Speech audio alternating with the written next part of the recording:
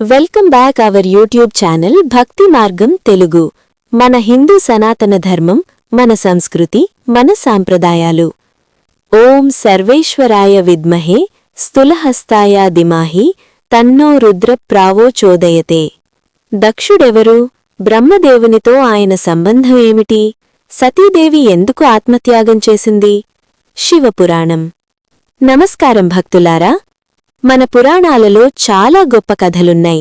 ఆ కథలలో ఒకటి దక్షయజ్ఞం కథ. ఈ కథలో మనకు 3 గొప్ప విషయాలు తెలుస్తాయి. అహంకారం మనిషిని ఎలా నాశనం చేస్తుందో, భక్తి ఎంత గొప్పదో, శివుడిని అవమానిస్తే ఏమి జరుగుతుందో. బ్రహ్మదేవుని కుమారుడు దక్షుడెవరు? సతీదేవి ఎందుకు శివుడిని పెళ్లి చేసుకుంది? దక్షుడు ఎందుకు శివుడిని ద్వేషించాడు? మరియు చివరికి సతీదేవి ఎందుకు తన ప్రాణాలను త్యాగం చేసింది? ఈ ప్రశ్నలన్నింటికీ సమాధానం చెప్పే గొప్ప కథను ఇప్పుడు తెలుసుకుందాం.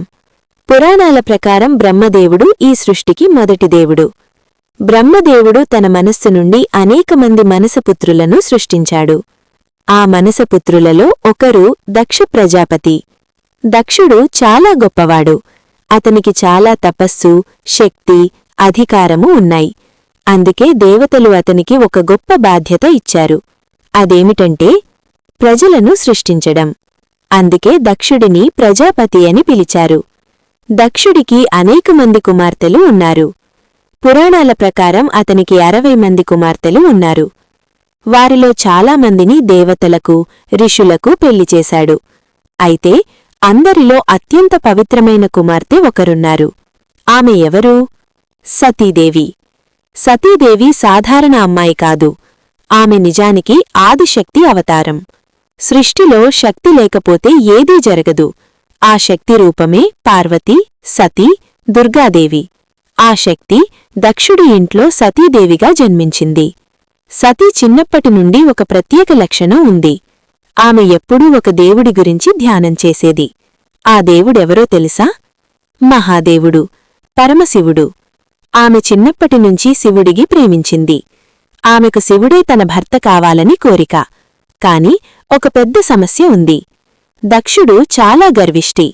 అతనికి తన శక్తి, పదవి మీద చాలా అహంకారం. శివుడు మాత్రం పూర్తిగా విరుద్ధం. శివుడు పులిచర్మం ధరించేవాడు, శ్మశానంలో నివసించేవాడు, భూతప్రేతాలతో తిరిగేవాడు, తలకు జటలు, శరీరం మీద విభూతి. ఈ రూపం చూసి దక్షుడనుకున్నాడు, ఇలాంటివాడికి నా కుమార్తెనెలా ఇస్తాను? అందుకే దక్షుడు శివుడిని ద్వేషించడం మొదలుపెట్టాడు. కాని సతీదేవి మాత్రం తన నిర్ణయాన్ని మార్చుకోలేదు. సతీదేవి శివుడిని భర్తగా పొందడానికి ఘోరమైన తపస్సు చేసింది. ఏళ్ల తరబడి ధ్యానం, ఉపవాసం, శివనామస్మరణ చేసింది. ఆమె భక్తికి శివుడు కరిగిపోయాడు. ఒకరోజు మహాదేవుడు ప్రత్యక్షమయ్యాడు. శివుడడిగాడు, సతీ, మీకు ఏమి కావాలి? సతీదేవి చెప్పింది, ప్రభూ, మీరు నా భర్తగా కావాలి. శివుడు ఆమె భక్తిని చూసి అంగీకరించాడు. అలా శివుడు, సతీదేవి వివాహం జరిగింది. ఒకసారి దేవతలందరూ కలిసి ఒక సభ నిర్వహించారు. అక్కడికి బ్రహ్మ, విష్ణు, దేవతలు అందరూ వచ్చారు. శివుడు కూడా వచ్చాడు. అప్పుడే దక్షుడు సభలోకి ప్రవేశించాడు. అందరూ లేచి నిలబడ్డారు. కాని శివుడు మాత్రం కూర్చొనే ఉన్నాడు. శివుడికి అహంకారం లేదు. కాని దక్షుడు అర్థం చేసుకోలేదు. అతను చాలా కోపంతో అన్నాడు, ఈ శివుడు నన్ను గౌరవించలేదు.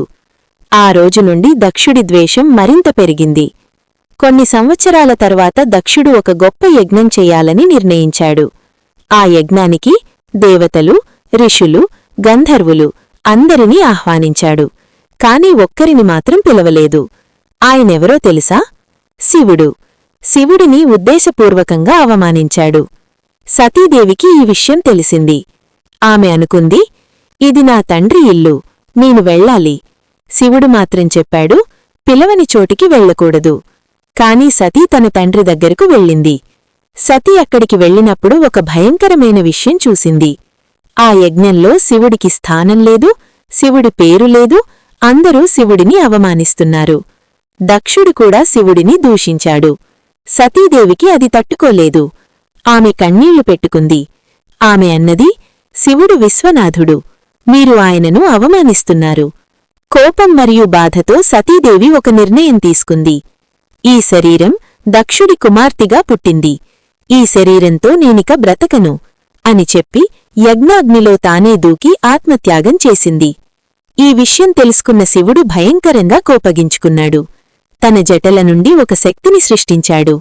ఆ శక్తి ఎవరో తెలుసా? వీరభద్రుడు. వీరభద్రుడు దక్షయజ్ఞాన్ని ధ్వంసం చేశాడు.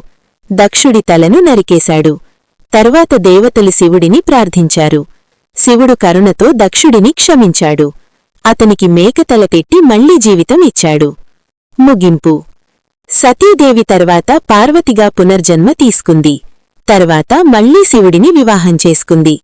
ఈ కథ మనకు ఒక గొప్ప పాఠం చెబుతోంది. అహంకారం మనిషిని నాశనం చేస్తుంది.